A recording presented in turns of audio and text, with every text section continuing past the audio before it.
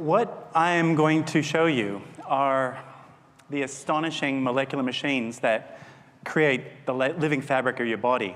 Now, molecules are really, really tiny. And by tiny, I mean really. They're smaller than the wavelength of light, so we have no way to directly observe them. But through science, we do have a fairly good idea of what's going on down at the molecular scale. So what we can do is actually tell you about the molecules, but we don't really have a direct way of showing you the molecules. One way around this is to draw pictures. And this idea is actually nothing new. Scientists have always created pictures as part of their thinking and discovery process. Even as a scientist, I used to go to lectures by molecular biologists and find them completely incomprehensible with all the fancy technical language and jargon that they would use in describing their work, until I encountered the artworks of David Goodsell, who was a molecular biologist at the Scripps Institute. And his pictures are everything's accurate, it's all to scale. And his work illuminated for me what the molecular world inside us is like. So in the top left-hand corner, you've got this yellow-green area. This is a transection through blood. The yellow-green area is the fluids of blood, which is mostly water, but it's also antibodies, sugars, hormones, that kind of thing. And the red region is a slice into a red blood cell, and those red molecules are hemoglobin. They are actually red. That's what gives blood its color. And hemoglobin acts as a molecular sponge to soak up the oxygen in your lungs and then carry it to other parts of the body. I was very much inspired by this image many years ago, and I wondered whether we could use computer graphics to represent the molecular world. What would it look like? And that's how I really began. This is DNA in its classic double helix form, and it's from X-ray crystallography, so it's an accurate model of DNA. If we unwind the double helix and unzip the two strands, you see these things that look like teeth. Those are the letters of genetic code, the 25,000 genes you've got written in your DNA. This is what they typically talk about, the genetic code. This is what they're talking about. But I want to talk about a different aspect of DNA science, and that is the physical nature of DNA. And it's these two strands that run in opposite directions for reasons I can't go into right now, but they physically run in opposite directions, which creates a number of complications for your living cells, as you're about to see, most particularly when DNA is being copied. And so what I'm about to show you is an accurate representation of the actual DNA replication machine that's occurring right now inside your body, at least 2002 biology. So DNA is entering the production line from the left-hand side, and it hits this collection, this miniature biochemical machines that are pulling apart the DNA strand and making an exact copy. So DNA comes in, it hits this blue donut-shaped structure, and it's ripped apart into its two strands. One strand can be copied directly, and it can be seen spooling off down to the bottom there. But things aren't so simple for the other strand because it must be copied backwards.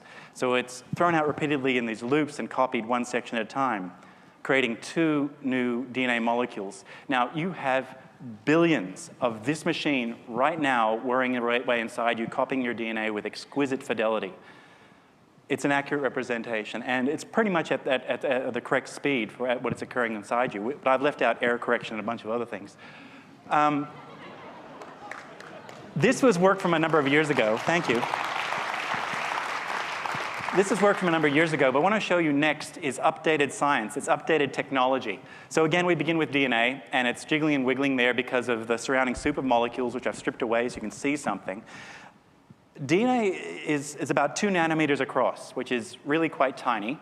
But in each one of your cells, each strand of DNA is about 30 to 40 million nanometers long. So to keep the DNA organized, to keep regulate access to the genetic code, it's wrapped around these purple proteins. I've labeled them purple here. It's packaged up and bundled up. All of this field of view is a single strand of DNA. This huge package of DNA is called a chromosome, and we'll come back to chromosomes in a minute. We're pulling out, we're zooming out through a nuclear pore, which is sort of the gateway to this compartment that holds all the DNA called the nucleus. All of this field of view is about a semester's worth of biology, and I've got 7 minutes, so we're not going to be able to do that today. No, I'm being told no. This is the way a living cell looks down a light microscope, and it's been filmed under time-lapse, which is why you can see it moving. The nuclear envelope breaks down. These sausage-shaped things are the chromosomes, and we'll focus on them. They go through this very striking motion that is focused on these little red spots. When the cell feels it's ready to go, It rips apart the chromosome. One set of DNA goes to one side, the other side gets the other set of DNA, identical copies of DNA, and then the cell splits down the middle. And again, you have billions of cells undergoing this process right now inside of you. Now we're going to rewind and just focus on the chromosomes and look at its structure and describe it. So again, here we are at that equator moment. The chromosomes line up, and if we isolate just one chromosome, we're going to pull it out and have a look at its structure. So this is one of the biggest molecular structures that you have, well, at least as far as we've discovered so far, inside of us. So this is a single chromosome, and you have two strands of DNA in each chromosome. One is bundled up into one sausage, the other strand is bundled up into the other sausage. These things that look like whiskers that are sticking out from either side are the dynamic scaffolding of the cell. They're called microtubules, but the name's not so important. But what we're going to focus on is this red region. I've labeled it red here, and it's the interface between the dynamic scaffolding and the chromosomes.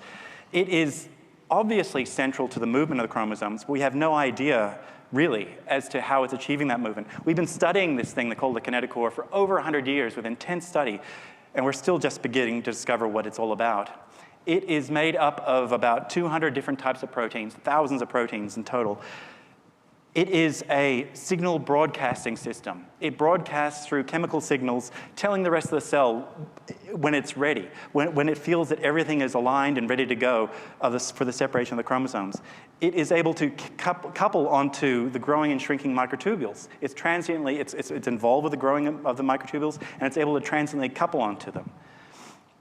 It's also a tension sensing system. It's able to feel when the cell is ready, when the chromosome is correctly positioned. It's turning green here because it feels that everything is just right.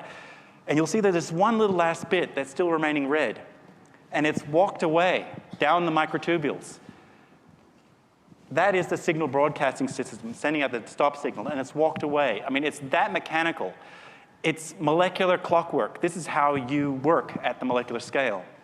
So with a little bit of molecular eye candy, we've got kinesins, which are the orange ones. They're little molecular courier molecules walking one way. And here are the dynein. They're carrying that broadcasting system, and they've got their long legs so they can step around obstacles and so on. So again, this is all derived accurately from the science. The problem is we can't show it to you any other way. Exploring at the frontier of science, at the frontier of human understanding, is mind-blowing.